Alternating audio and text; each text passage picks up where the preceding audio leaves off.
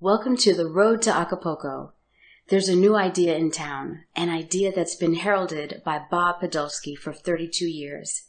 It's an idea that will change the world, and it's beginning to take shape in Acapulco.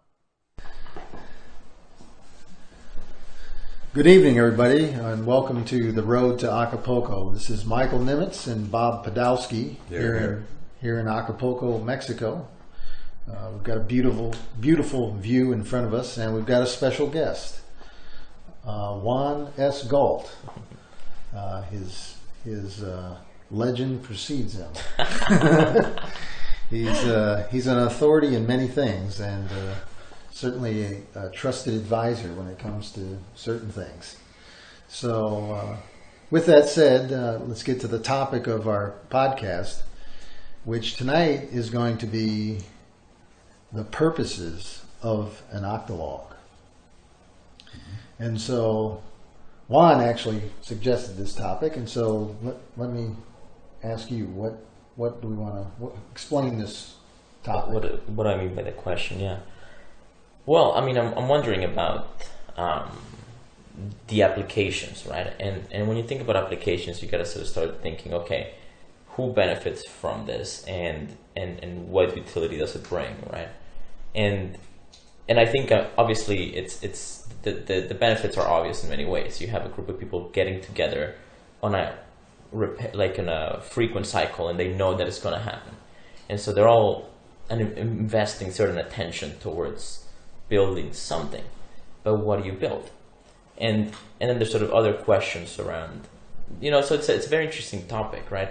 And I would like to hear sort of more about, learn more about the Octologues. Maybe we can talk a little bit about how, we can go in many different directions. But I guess what I was thinking is that, I don't know, maybe this is the personal topic. I'm not sure if I want to go on podcast on that one. Well, you're the guest, I am the guest, lead the way. We'll follow. Share what you feel free to share. Mm-hmm. Withhold what you would rather withhold. Mm-hmm. And fill us in as much as you can. You obviously have a very creative grasp of what the Octologue is. You've had some exposure to it, and you see something in it. So, for you, there's your purpose that drew you to the Octologue. So what I'm curious about is to know what your personal purpose is that you see possibly fulfillable through Octologue technology. Mm-hmm. Yeah, I think that the promise that intrigues me about the Octologue is the idea of organizing people in a way that channels all that potential and all that focus and attention into a specific purpose. Yeah, a specific purpose, and then you achieve that, and then you build upon it, right? Yeah. And it's almost like connecting human brains, right, and sort of making a new organism, right? Exactly. Absolutely. Yeah. That's exactly the metaphor I would have chosen. I'm marvel at your being so quickly able to perceive that, because many people take a long time to get around to realizing that. But you're absolutely exactly right. Mm-hmm. Exactly right. That kind of group focuses the creative energy, and everyone benefits. Everyone who has contact with that benefits. To me, that's the exciting thing about it, because once people grasp that, once enough people get started, it'll be something that will captivate the minds of everyone in the world, mm-hmm. because we all want that. Yeah. It's a way to the life we've always wanted. Who can ask for more than that? Yeah. It's being a part of working with a larger brain. A mm-hmm. brain that's 8 times the size of your brain. At least. Mm-hmm. Possibly 64 times or even more. Or 800. Yeah. So just imagine that power. Mm-hmm. And then you basically saying, I've got a purpose. Let me harness that power. Mm-hmm. Yeah. Incredible. Absolutely. And that actually touches on one of the questions that I've been thinking about, is how much brain power can you actually get out of an Octologue, right? And how do you think about that? because obviously it's a network, right? Yeah. And networks have feedback loops, and then they build network effects. Yes, emergent effects that no individual in the group could manifest on their own, but the group together has that capability. Yes. And it's focused within 8 people, so it And grows those 8 people. It also, in a sense, positively contaminates everyone who comes in contact with them. If you see this happening, or have a hand in it, or indirectly support it, and you see what's happening, then all of a sudden, as a bystander, you're part of it. Yeah. It's catching. It's catching like a virus. This is a real viral opportunity like there's never been before. Well, truth's a virus, right? That's one thing I people like say. that. Yeah. Yeah. That's a quote from somebody smart. His name I can't remember. Yeah, so, we've been talking, Bob and I, about, particularly putting something together that impacts a community. How could you impact a community with the Octologue? Essentially, we're dreaming up an idea in regard to that I think if we can make that happen in Acapulco, where everybody benefits, the community gets better, dramatically better. Go ahead. We show that, we demonstrate that, and then, essentially we scale that out to everyone. So every town and every city has the potential to be, essentially a franchise of the business, which is making the world better. I want to show you something that I saw that blew my mind, and I think it's so connected to exactly what we're talking about. And it's basically a quote, and I'm not sure who it was that said this, but it basically says, in order to change the world, you need to change. In order to improve the world, you need to. No, I think it's like. Okay, let me restart that because I can't get the quote and I couldn't find it. So I'm just going to basically lay down the idea. Yeah. We can't make the world what we want it to be if we don't start with ourselves first, right? And obviously the individual certainly needs to invest a certain amount into their own kind of growth and potential, right? And I think a lot of us, the fact that we're here is a great kind of self-selecting filter. People say, I can probably handle that, and then they come here. Yes. And, some can, some can't, most can. Right. We've had a few people that have come and gone, right? And that's fine. Some people just travel and they have their different kind of mission on their life, right? Yep. The ones of us that stayed here, here's our mission. Like there's something about this place that's helping us reach whatever end goals or visions we have or mission, right? Yep. So we're here. And, but basically I think we need to, what I want to say is that we need to invest in our community, right? Like that has to be one of the first things we do, because once you have the individual having invested enough in themselves to be able to have these kinds of conversations, as a community we need to strengthen ourselves to the level where everybody is good, Yep. Like, and we could probably diagnose what some of the sort of areas that need to be tackled are, right? We've got a plan. Excellent, right? I'm all for it. And start grassroots and get ourselves to the level where we can start thinking about other people and other sort of areas, right? Yeah. And we're not limited to one choice or the other. We can do both. Yeah.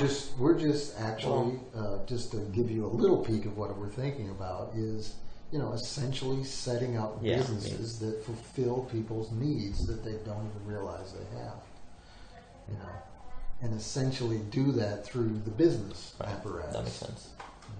Improving the local businesses so that they service people better.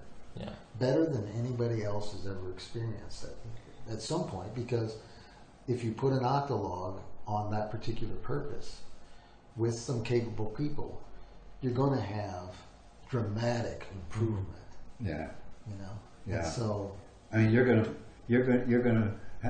be generating attitudes that can lead to the kind of transformation that occurred when McDonald's got founded, for example. Okay, one store. There's a model. I'm going to use your store as a model. the model of the behavior that made it happen is still apt today. We're making a model. We know we're making a model.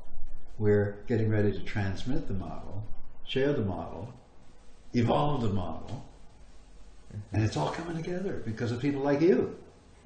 We really appreciate the genius people that we have among us, and you're certainly one of them.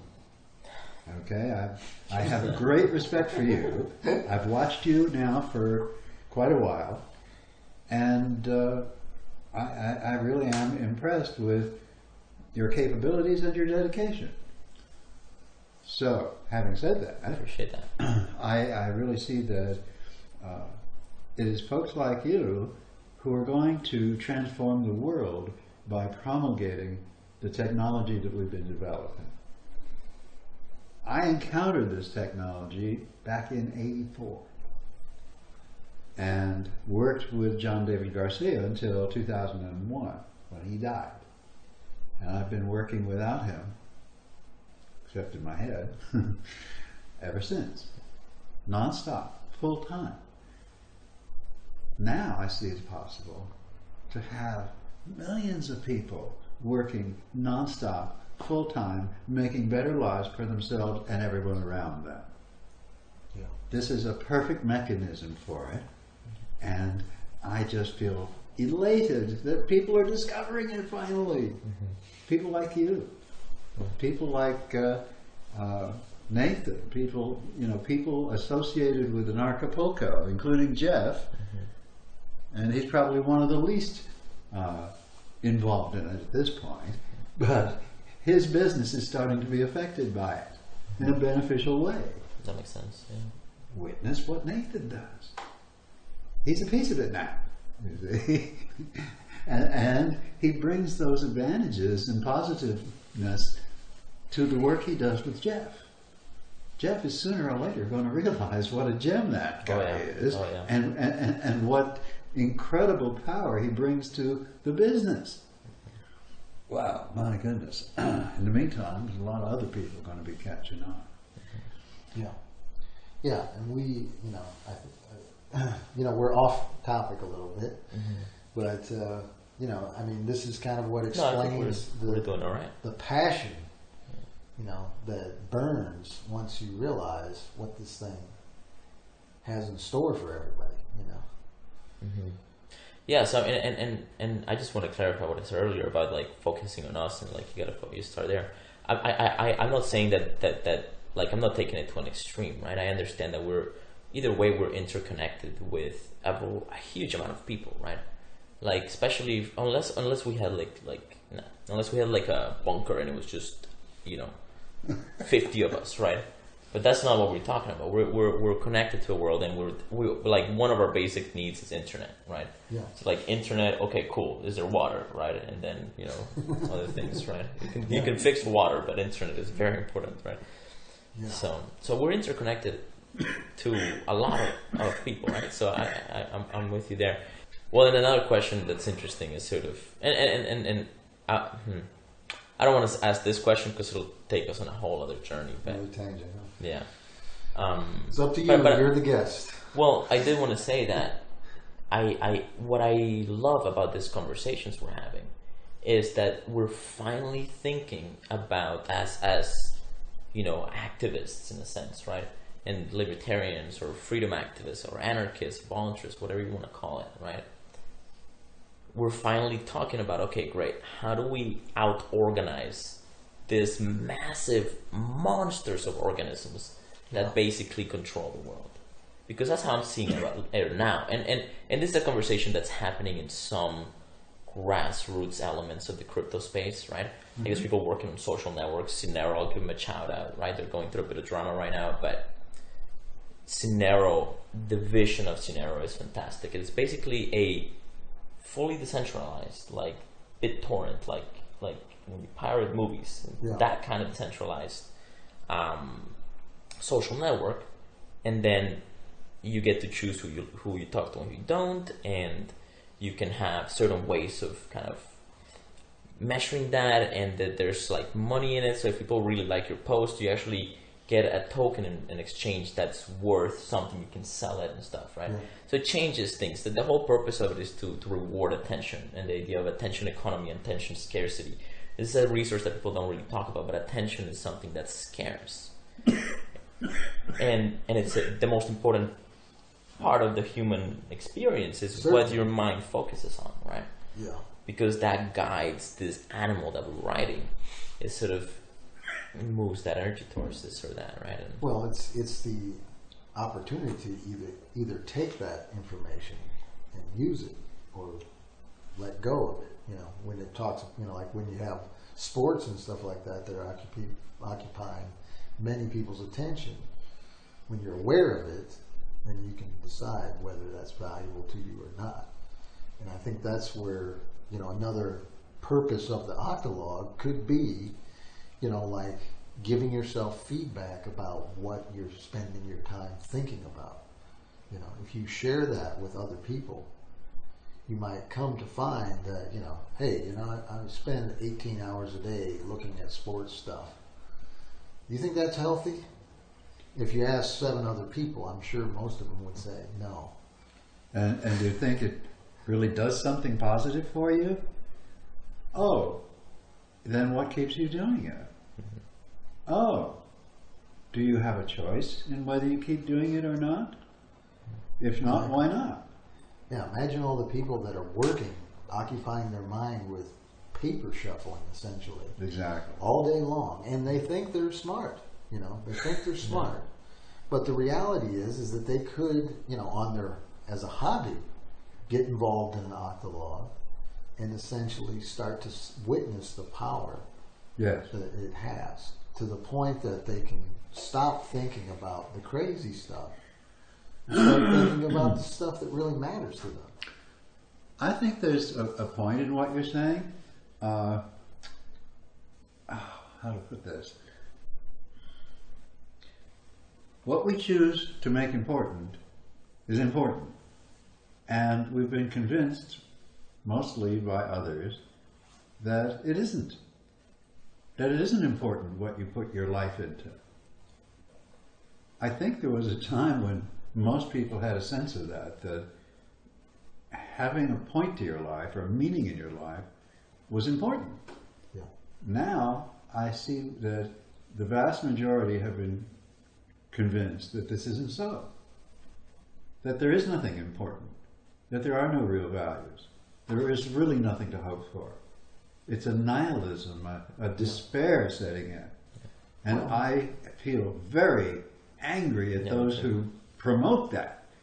They get so much out of promoting it, and we get screwed if we give in to that. And also preying on people's weaknesses and fears. Exactly. And exacerbating those fears into, you know, fashion trends or whatever, you know, where people spend, you know, much of their time worried about how other people will think about them. Canned opinion, bought and sold. Yeah. So, coming back to the point about the purposes, any ethical purpose works with this format. Interestingly enough, it's not really possible to use this format to promote unethical purposes. Mm-hmm. It has a self-redeeming feature built into it. So if some evil person wanted to fulfill some evil purpose by building an Octologue or even a holomat, they would find that what they are building is not an Octologue. It's not a holomat. You can't build an Octologue or a holomat based on evil. Can't be done. It's impossible. How could that be? Go back to the definition of the Octologue. It is a group of people dedicated to an ethical purpose. Yeah, here's the thing though. Ethical purpose is question, right? Like the idea that purposes can be measured ethically, because a purpose is not a behavior. The choice has not been made, unless I guess you say that. I suppose if you say that the decision to go after a purpose, that's a choice, and thus you're responsible for that, right? Yes. Okay, that's fair. That's fair, but I mean, we could go philosophical here, and I love to go philosophical because I love this stuff, and Go philosophical on all it. right, yeah, and, Bring it on. all right. And while we're here, I have to say I am just amazed and very impressed with how much you know about so many things. Like, blows my mind. You were a physicist, a therapist. Yeah. You did trading, right? Stock trading. Yeah, stock trading. No, I actually Forex trading. Forex trading. You obviously now you're an a moral philosopher, an ethics philosopher. Ethicist. You do organizational. You're a teacher. Yes. Right. I mean, my God, there's so many things we can talk about. Yes. That's fantastic. Yeah. I love talking with you guys, and I like that your mind is so flexible, as is most of the people I meet here. Yeah. You have a very open, flexible mind, and so you can bring up all these different topics, which most people wouldn't bring up. The fact that we have so much we could talk about, they wouldn't recognize it. Yeah. You do. Yeah. Hi, that perks my ears up right away. Yeah. Yeah. Well, these conversations are so much fun, right? And they're so exciting. Purposes. An octologue isn't an octologue if it isn't devoted to an ethical purpose based on my definition of ethical purpose. Mm-hmm. My definition is very simple. A purpose is ethical, an action, rather, is ethical if it increases truth, awareness, love, or creativity without limiting or diminishing any of those resources for anyone. Such an act is ethical. Right. Okay. Now, within that definition, how can I do something evil? Mm-hmm. How can I use this to organize evil? Well, as soon as anyone in the group suggests evil, the Octologue says, well, we're not going to do that. That's evil. Mm-hmm. You're not going to have a unanimous decision on that. In fact, we're going to be 7 unanimously telling you no. Mm-hmm. And just imagine that power that we're talking about that you have when you have 8 minds working together that multiplies the thinking power. Mm-hmm. You're doing it through this fundamental belief that you're doing something ethical, something good. That's another multiplier that you'd have to add into the equation. That people will work even when they're doing evil things. They will work for a good purpose. Mm-hmm.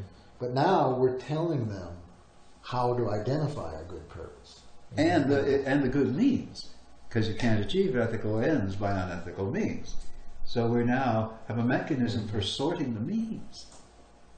If you're going to build one of these organizations for a purpose, you better use ethical means too. Here's the problem with that, though, because if you say that the definition of ethical purpose is that the effects of pursuing the purpose are, don't harm or don't diminish the love and all these good things of other people, right? And the freedom. You remind me what the other 2 are? Truth, awareness, love, and creativity. Truth, awareness, love, and creativity. Truth, awareness, love, and creativity. So if the effect of the purpose is negative, well, after the effect is revealed, right? And so that's useful when but it's not predictive, right? And that's a little bit of a problem. I mean, you can look at evidence and then you can do pure scientific method, and you should. And science is an excellent methodology for achieving truth if you understand what science is. And I can describe it to you if you want. I know you get it, and I know you get it, but who knows who's listening, right? So they're like, science! Brain explodes, right? So I could explain science in about 10 minutes, but I'm interested in how you would explain it. Well, how many minutes will it take I you? can probably do faster than that. Oh, wow. Cool. Cool. That's what I do for a living, explain really complex stuff, right? Science is basically is the recognition that we have basically 6 tools to know the difference between what is and what isn't, right? And what works and what doesn't. And what works and what doesn't, yeah. And what you do with science is you just sort of test the theory. You make a prediction. You speculate as to what will happen. And then if it does happen, you put it on paper and you say, okay, cool, this happened, right? And you start stacking them up. Now, if one example comes that contradicts your theory, right, as to why things just fall, or I don't know any great examples, but like if suddenly I let this phone hit this pillow, like I dropped it and it like stopped and floated, I'd be like, okay, we don't understand gravity. And I'm not saying that we understand gravity, right? But like at least we have this constant theory that says, okay, things tend to fall towards bigger objects or something along those lines, right? So science is that, but it's countered by just one example. It's sort of like reputation. Somebody's a good person for a long time. If they fuck up once and big enough, the reputation is sort of reduced dramatically, right? And that's the counter incentive, right? You don't want to get it wrong. So it's a sort of psychological thing. But anyways, that's basically science, right? If you stack up results, and if yeah, I like that. Let me give you my definition. All right. The purpose of science, as I understand it, is simply to distinguish true information from false information. You've described the method by which one can do that, theoretically, experimentally, and so forth. Yeah. And indeed, that is the best way we humans have found so far for making that distinction. Now, as to true and false information, we recognize true information because when we believe it's true, it increases our intelligence, our ability to predict and control events in the real world. Right, yeah. When we believe that true information is false, it diminishes our intelligence. Yeah. And over time, we can recognize when we've fallen into one or the other of those behaviors. That's a fascinating definition of intelligence. I don't think I know anybody that's ever given me a definition of intelligence. People are just like, go just brain power. How much things you can think about. Like people don't really express these things in too much depth. That's an excellent definition. Thank you. Or at least a very clear one. I mean, I don't know how I could go into much more detail to elucidate what I mean, but I think that for purposes of this conversation, I think that that's probably an adequate definition within the scope of what we're doing. Well, it makes perfect sense adaptively, right? Like it's sort of how well can you adapt and or predict, things, right? Yeah. So in that regard, I mean, the way the impact of the Octologue is potentially greater than any discovery before. I don't know about that. Yeah. Printing press, internet. Printing press, Tough competition. electric light bulb, Internet. how to fly.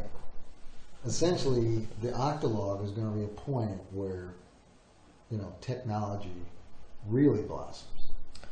Yeah, so here's what I think people that are interested in sort of ending these apathetic, cruel organisms that just do the worst things, right? Instead of groups of people doing things, but these things become sort of incentive structures. Yes. Right? And then there's people that enforce certain beliefs. Institutionalized. Yeah. I mean, the most important thing, we got to think about this like we think about biology, right? And evolution and animals sort of in the wild, right? Because we're basically, like humans are basically cells, a lot of cells, and they have some means of consensus, right? And then if there's a bunch of cells that don't agree with your consensus, that's cancer, right? And the thing is trying to grow and sort of take you over, right? And then the problem with cancer is that it's a sort of organism that it's predatory. So if it wins, but it's also kind of fed by a poison that you potentially could be eating, or introducing environmentally to your body. That's essentially what it's called. It's a reaction to that. So to some degree, it is like it's a sign that you need to take to say, hey, something's wrong. What is it in my environment? Or in my life. Or my life, right? Yeah. Often it's in my life. So yeah, it could be just stress. It could be just stress that's impacting you so badly that your body just says, it revolts. And you're supposed to take that message and turn it around.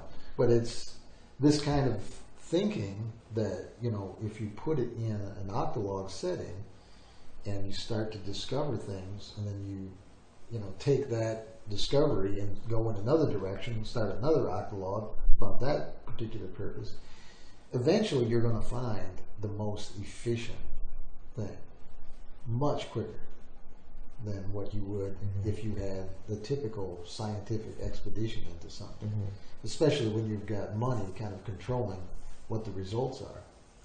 But with or this, what the results appear to be. yeah. So with this, you essentially have, that ethical purpose at 8, and it doesn't have to go beyond there. And as you learn those 8 people, you find, the genuineness of each of those people.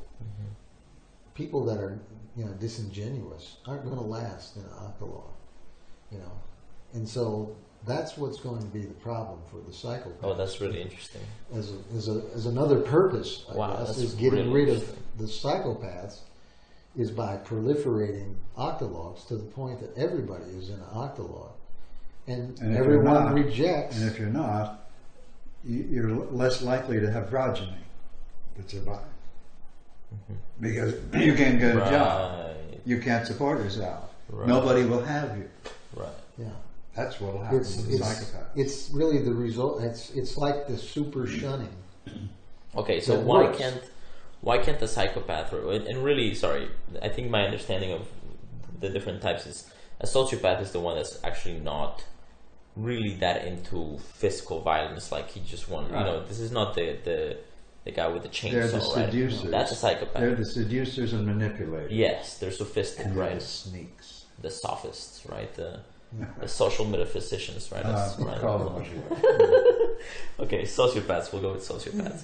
And the psychopaths are the ones who basically will point a gun at you and say, "Give me my money." Yeah. Or get other people to point your gun. Yeah, well, if they can have other people do it for them, then that lowers their risk. I thought that the psychopaths actually enjoy the hunt, like the physical. Some do. Maybe some psychopaths are sadistic, some not. Right. Not all psychopaths are serial killers, but most of them are capable of being serial killers under whatever circumstances would make that convenient. Right, they don't care, right? Yeah, they don't care. It's a matter of convenience. That's the thing, right? When you or I, if we have a need, we go inside mentally and we find that need, and we recognize, okay, I have a need. What's going to fulfill this need? And then we bring our attention out through our senses and look for the thing that will fulfill the need, while still connected to that feeling of need. And then we will trade or ask for what it is we need. Psychopath doesn't do that. They very, very quickly bounce into the inside, so to speak, get an impression of something they want. They don't stick around to find out why that happens, and then they disconnect from that feeling and come out. They don't even remember they had a feeling, but they come out and say, how can I get this environment to give me the thing I want? I'm going to manipulate for it somehow. Could be trading, could be bartering, could be fighting, could be sneaking. All these opportunities, my goodness, and nothing to distinguish between them. No conscience, no remorse, no guilt, no shame. They just don't give a shit. Now, it's not true that they don't feel anything. What is true is that the feelings are so deeply buried that all of psychotherapy doesn't have a way to get them to be in touch with those feelings. Right. Psychotherapy does not have a consistent or orderly or high likelihood of success methodology for doing that. Yeah. It just doesn't exist. And that will lead to our next podcast, I think, which is going to be about how do we, as an ethical group, teaching ethical applications of ethics, actually, how do we, in the future, how are we going to have to deal with the psychopaths? Because sooner or later we'll have to deal with it. Yeah, absolutely. Well, let's talk about that, because here's some of the questions that I have about that is that, I mean, psychopaths or sociopaths, let's just go with sociopaths, because these are the more sort of, I think they're generally believed to be the ones that are sophisticated and manipulative. So, but whatever, we know what we're talking about, right? Mm-hmm. And I mean, they have a variety of tools, right? For one of the first things they do is they misinform, right? They lie. They lie, right? And then they know they can detect our emotions and they can detect our purposes. It's sort of like an inverse empathy. Like they know what you're feeling if they're attuned enough and if you're, I guess, expressive enough, right? But they don't really empathize with it, or they can shut it off, is my understanding, right? They can feel empathy if it's convenient, but they can shut it off. They can imitate empathy and not have empathy. Mm-hmm. I've witnessed this many times, that they actually pretend to have a feeling that they're not feeling at all. Mm-hmm. Right. And it's basically the same thing either way, right? Mm-hmm. Because And the moment you call them on it, it stops. Right. You've got a crook who's crying because you're mistreating him, you don't understand him, and you say, cut it out. And they go, okay. Okay, I couldn't get you with that one. Or something like that. Wow. That's what I ran into.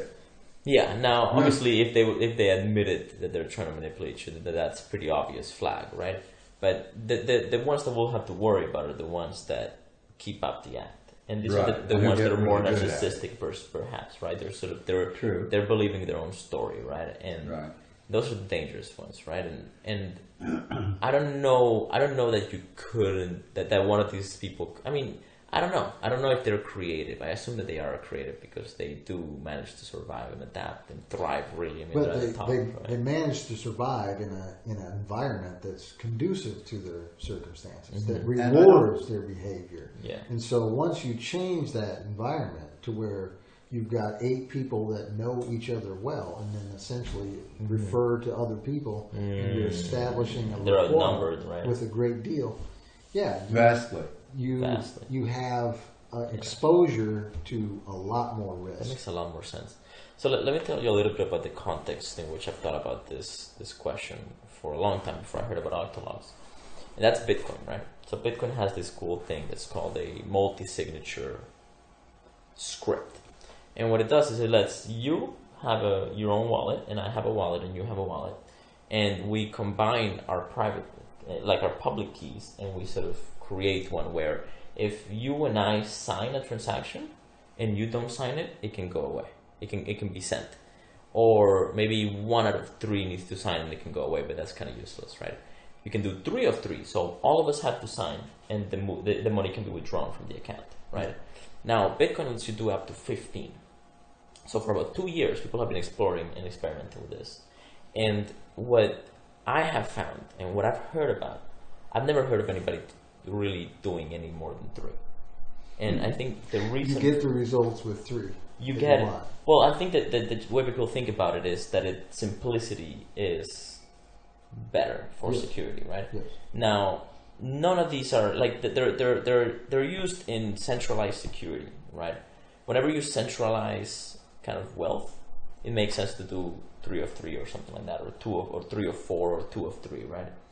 However, perhaps they don't know this strategy you just sort of taught me about, which is the idea that if you establish the multi-signature group with people that you know well, like if you're very careful in your selection process, right?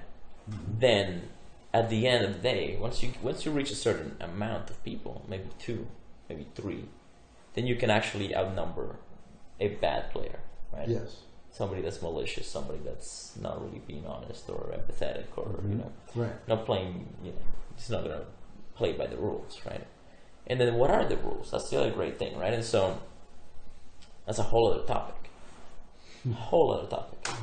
But that's sort of how we're thinking about it, or at least how people are thinking about it. I like this idea of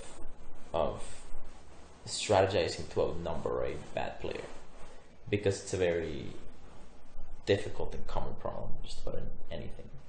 Yes. Yeah. Mm-hmm. Yeah, but it's the circumstances in our current society are those people are rewarded, and those people are, kind of cuddled by the system because they know that those people are part of the system that keeps everybody in line.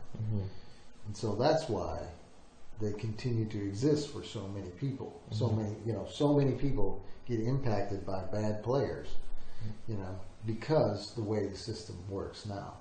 But we're the bad players are rewarded consistently. Yeah. So we've got the solution to that. Yeah.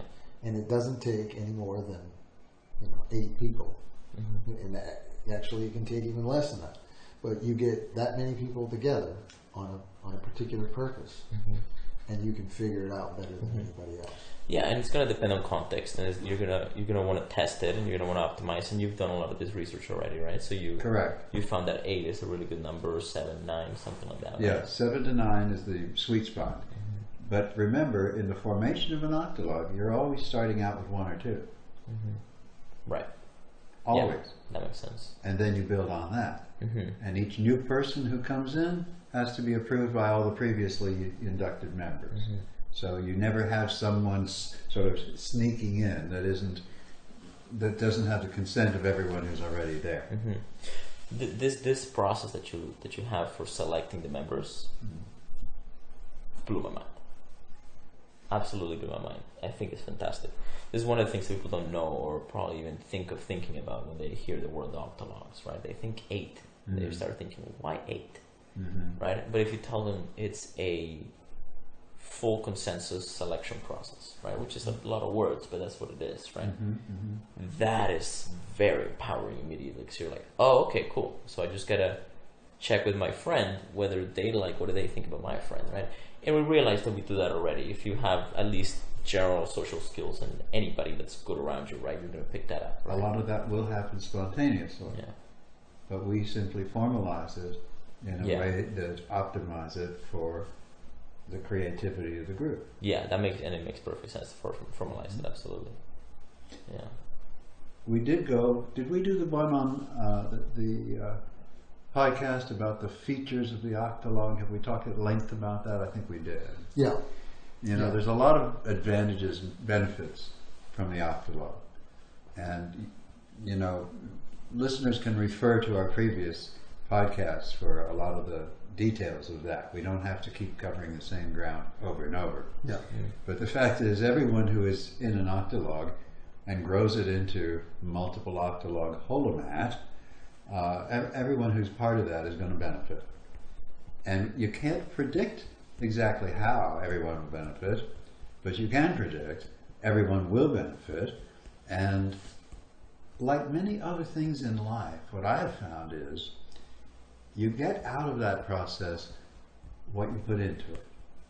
If you withhold, if you sit back, if you wait for others to take initiative, if you don't become innovative, creative, and forthcoming with your ideas, if you don't actively participate, you won't get as much out of it by far as you would if you really jump in. Yeah. That thing of jumping in and relating to the fellow members and being honest and receiving and giving feedback, these processes make you like family, but like the family you wished you had, not the family you grew up with. Yeah, and that's extremely important. And so when you learn that impact and you can transmit that to that understanding, and we start to spread that message out into the community, and it starts to like blossom in the community, like you're pouring out fertilizer, on a crappy field. And all of a sudden, wherever the fertilizer is, the grass starts to grow nice and green. That's essentially what an Octologue could be. Is you're just spreading it out, giving it to everybody, Oh, I see what you're saying. And so, like everybody that wants something, they immediately say, "I need to have an Octologue. I need to have an Octologue. I got to be a part of an Octologue. It's a resource that people can access to get what I want." And I'm going to start asking people, "Hey, do you know where to get this? Do you know where to get that?" And you go right to the Octologue. That's the perfect Octologue, the one that has all the information. And then from there, you basically talk to that that Octologue and say, "Hey, I've got an idea, and I love what you guys are doing. Can you help me, or how can I help you?" And so then maybe it's a junior Octologue that gets started from that. Okay, that's really interesting. So you're talking about how people actually access this shared resource, which is basically a commitment to spend time together and spend attention together on a certain thing. And the question is, raised at that point. It's like, how do you know? Like, how do you determine whose turn it is, or something like that? Like, how do you allocate those resources, or like you can do it by turns? There's a lot of ways that you can simply structure it. Essentially, it depends on the circumstance, but I think we've just decided in the Octologue that's going here is that we're going to take turns giving a portion of the meeting at least to each individual member. Excellent. And then they can do whatever they want with that time. So here's an idea. You could have anybody that's been selected for the Octologue can submit a purpose for the next meeting, and then everybody can also add one vote. Well, maybe they have like 8 votes, or I don't know. They can grab all the ideas and actually list them in priority, right? They can do whatever they agree to do. Well, I mean, I'm just throwing ideas, though, right? Yeah. Because we understand we can do anything, but what do we actually do? It's a conversation that we're going to need to have, right? It's like, okay, what are our options, right? Mm-hmm. And I don't know if you guys have already thought about all of this, but we need a whiteboard. I mean, yeah. So and it's simple, right? Simple rules, right? So the first one is anybody can submit a proposal for any meeting. Maybe you can submit multiple proposals, and the other one is anybody can sort of can organize them in ranking, and then at the end, if and comment on them. You add them, and then you divide the time by it, and then something like that. Well, the thing is that you're going to find that this is going to be a very good exercise in like streamlining what you do and what you keep to yourself. Mm-hmm. What is a purpose that I believe in and I need to explain to other people, and what are the ideas that I don't need to explain that really don't have any impact on them but have impact on me. So you start sorting out your life into the things where you can do everything more effectively. That was the word I was going to use. You become more effective. Not just the things that you want to do with other people, but also the things that you want to do by yourself. Yeah.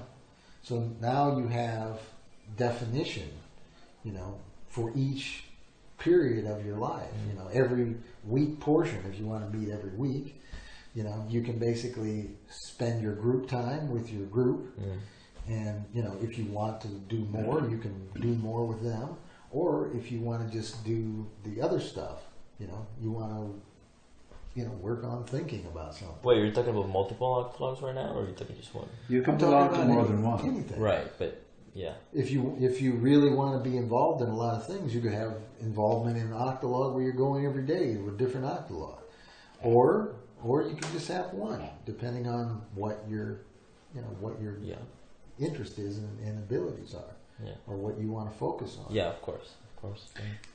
I want to bring up another chunk that has to do with purposes of Octologues. I've done some talking, and not a lot on this podcast, about soul bonding, this method of transforming life but increasing self-awareness, basically.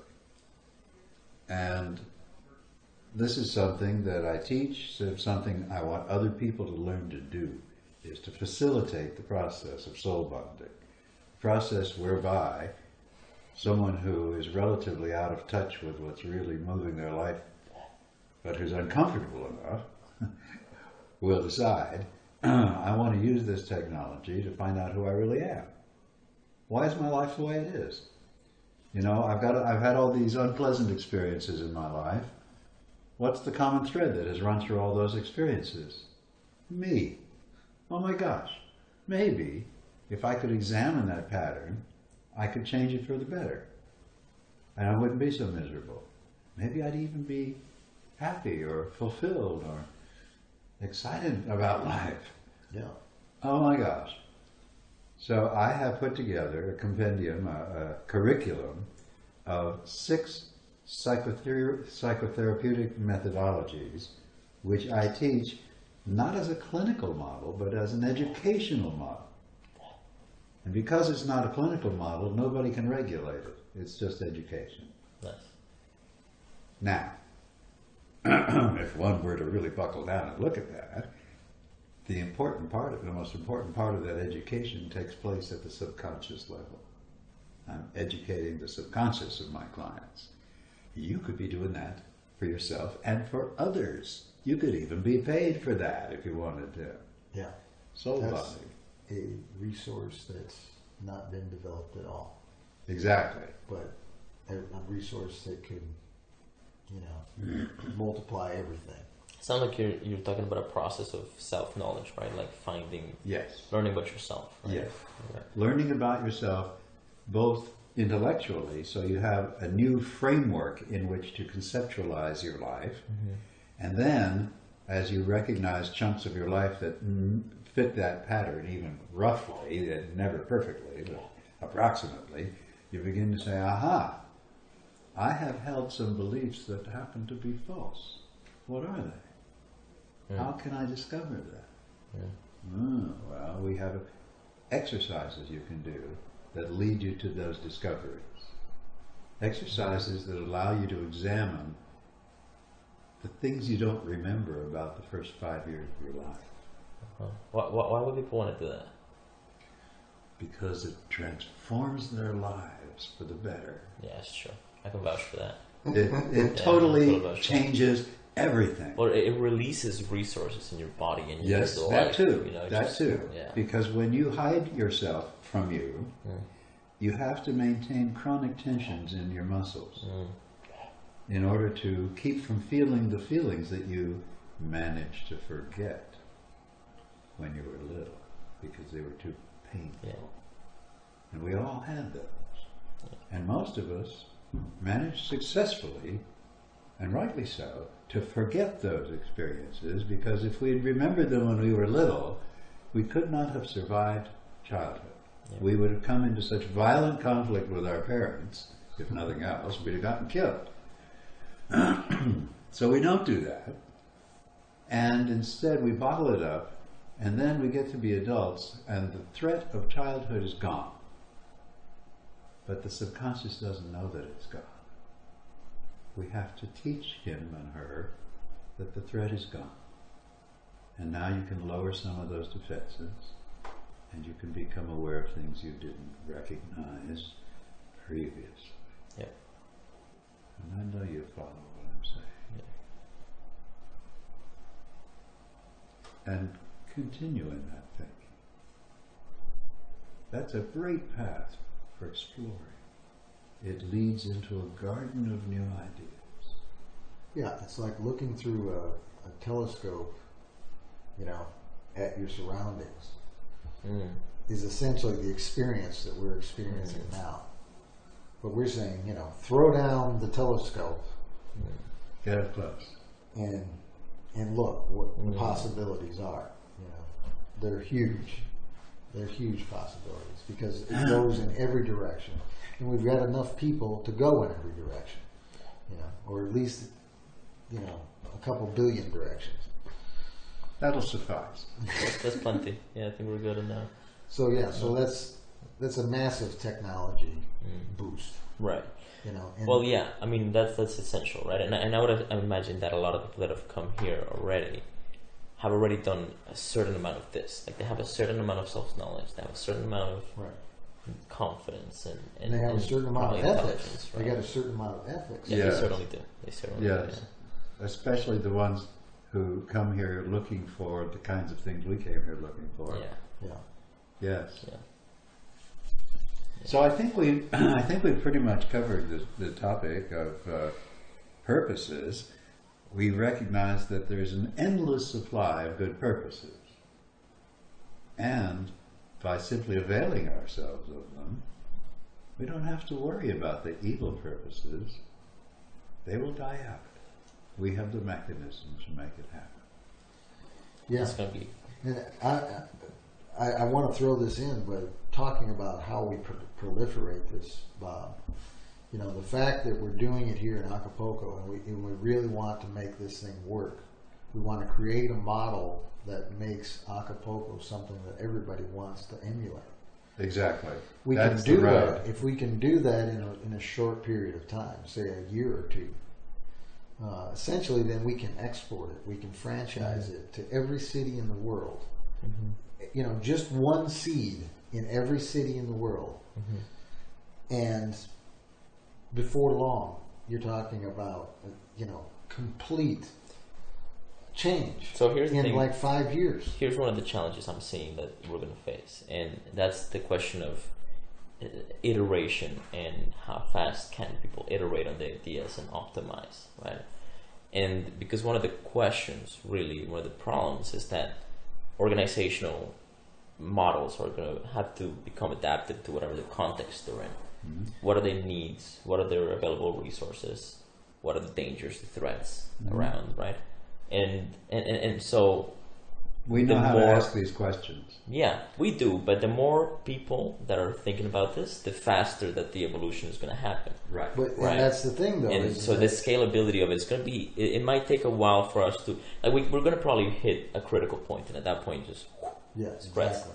And we can speed that up with certain product technologies, right? I mean, this is just an idea, right? But like once we understand that we have a strong grip on this, we have the talent down here to build like a website where you just go, and then it lets you see things visually, and then you can sort of organize even things. blockchaining that information. Well, that would be the next level, and you It's can certainly, essentially Right. pushing the information out to all kinds of nodes all over the place, where basically everybody becomes a member of a thing that just keeps growing until it swallows the entire planet. It reminds me a lot of the fungus. In the biosphere, you look down in the earth, you come down to where there's just stone, nothing living. But as you go up to where there's life as we know it, the boundary layer is fungus. yeah, That's where inanimate, dead stuff becomes live stuff. Yeah. And in a way, what we're doing here has culturally the potential to be like the fungus and become the underlay of all social institutions. Bring them life. Just the way the fungus brings life to the biosphere. I mean, I just see parallels and metaphors like that just are such a perfect fit. Yeah, and that's why this is some powerful stuff. You know, Yeah. because it could have that kind of potential. I love that we're having that conversation, and that to me is the most important thing, because we need to talk about this, right? There's no other way to. I honestly don't see any other way out of the mess that we have in the world today. Exactly. Yeah. Than to find, human organizational structures that can actually outgrow these monsters. Yeah. It does my heart really good to hear you saying that, which I heard myself saying 30 years ago. You know, I hear, what I see is that we now have a mechanism in place that has within itself all the ingredients we need to succeed. We just need to keep doing what we're doing and keep on keeping on, and it'll happen. Yeah. It's happening here now. It's happening. Yes. You can't you can't naysay that. No matter how negative someone is, it's a little bit like any other kind of growth. You know, if somebody says, "Oh, that can't be happening." Well, wait a minute. Look at that thing sprouting up there and up there, and look, it's putting out leaves and buds and flowers. And you say it's not happening? You're crazy. You're crazy, right? Yeah. Yeah, and and the thing is at so many levels, it's like that. Right. At the personal level, it's like that. Right. At the friendship level, it's like that. You know, at the business level, it's like that. It just keeps going. At every level, it pays, it rewards. You know, Yeah. and so So life affirming. yeah. So you know, it's just it's an amazing tool. Yeah. Well, here's the bad news. The people who control the world, they totally understand this stuff.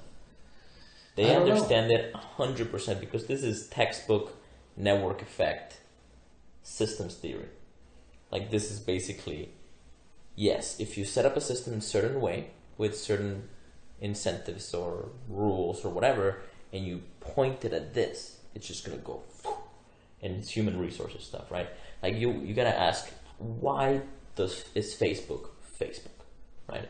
And the reason is there's so many people in there that the more people there are, the more it makes sense to be in there because there's more people in there for you to talk to. Yeah. And so more people come. And this is like an infinite positive loop of growth. Now, Facebook is a company, right? It's a massive multinational corporation. I'm still a little suspicious as to how they got so big. But it also is satisfying a need that people used to have when they talk to their neighbors.